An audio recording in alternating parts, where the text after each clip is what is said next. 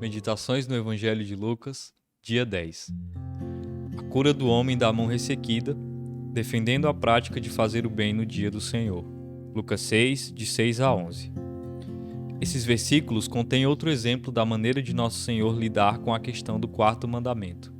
Mais uma vez, nós o encontramos em confrontação com as vãs tradições dos fariseus quanto a esse mandamento.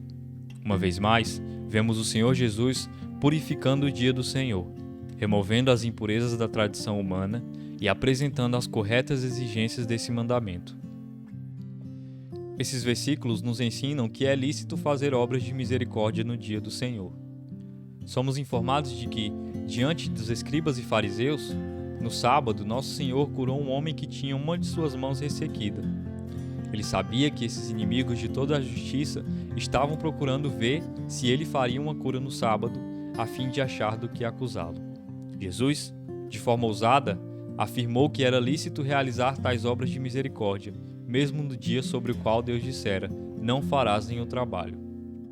Ele, abertamente, os desafiou a demonstrar que esse tipo de obra contrariava a lei.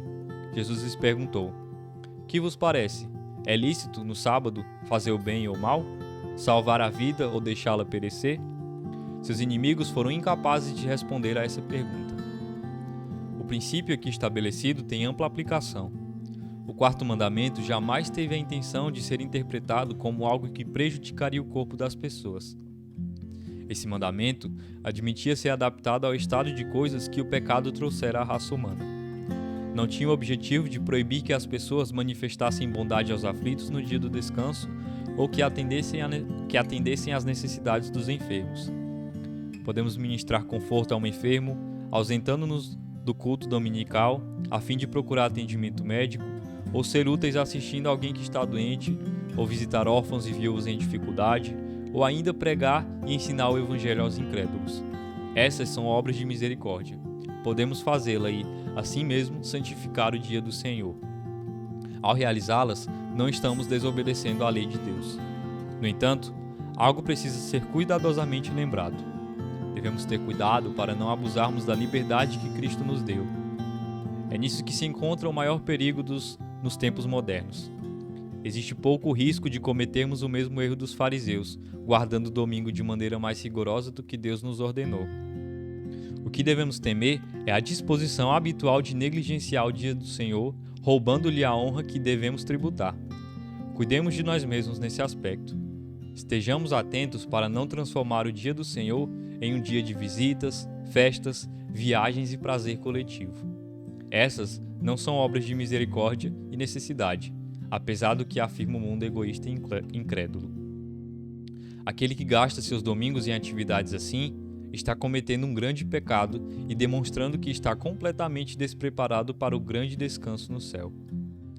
Em segundo lugar, esses versículos nos ensinam o perfeito conhecimento que Nosso Senhor possuía a respeito dos pensamentos do homem. Nós percebemos isso na linguagem que Lucas empregou a respeito de Jesus, quando disse que os escribas e fariseus o estavam observando. Jesus conhecia-lhes os pensamentos. Expressões semelhantes a essa constituem uma das muitas evidências da divindade de Nosso Senhor. Somente Deus sabe o que se passa no coração dos homens. Aquele que podia discernir os intentos e as imaginações íntimas das pessoas era mais do que homem. Sem dúvida, ele era um homem igual a nós em todos os aspectos, excetuando apenas o pecado.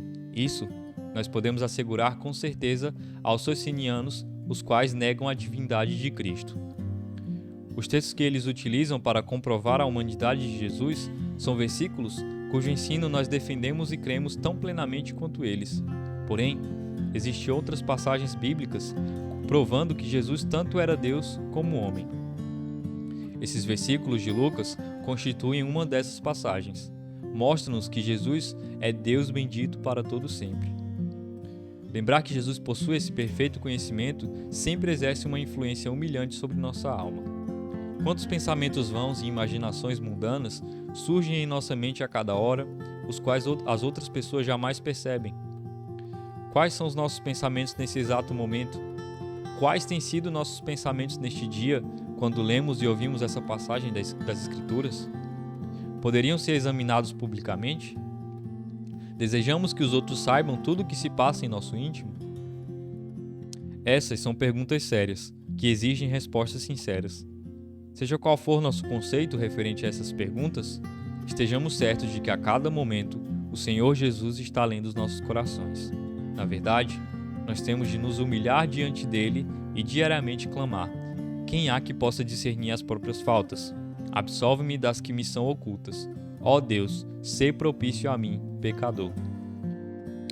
Por último, essa passagem nos ensina a natureza do primeiro ato de fé quando a alma se converte a Deus.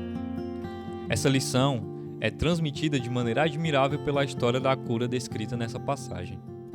Lemos que Nosso Senhor disse ao homem da mão ressequida: estende a mão. À primeira vista, essa ordem parecia desprovida de lógica, porque a obediência daquele homem aparentemente era impossível. Contudo, o infeliz não foi impedido por dúvidas e argumentações desse tipo. De imediato, ele tentou estender sua mão e, ao agir assim, foi curado. Teve fé suficiente para crer que aquele que lhe ordenara estender a mão não estava zombando, devendo, portanto, obedecer a ele. Foi exatamente por meio desse ato de obediência implícita que ele recebeu a bênção. A mão lhe foi restaurada. Nessa simples história, devemos encontrar a melhor resposta para as dúvidas, as hesitações e os questionamentos que, com frequência, deixam perplexos aqueles que, ansiosamente, perguntam-nos a respeito de virem a Cristo. Como podemos crer? Indagam eles.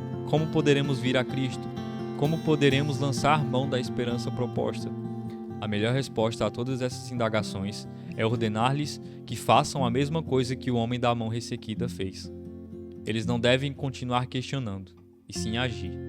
Não devem atormentar-se com especulações metafísicas, mas entregar-se ao Senhor Jesus assim mesmo como são. Se fizerem isso, acharão esclarecimento para a sua jornada. De que maneira o acharão, isso não somos capazes de explicar. Mas podemos afirmar ousadamente que, na atitude de se esforçar para se aproximar de Deus, haverão de encontrá-lo aproximando-se deles. Todavia, se deliberadamente continuarem onde estão, jamais devem esperar pela salvação. Que Deus abençoe e até o próximo episódio.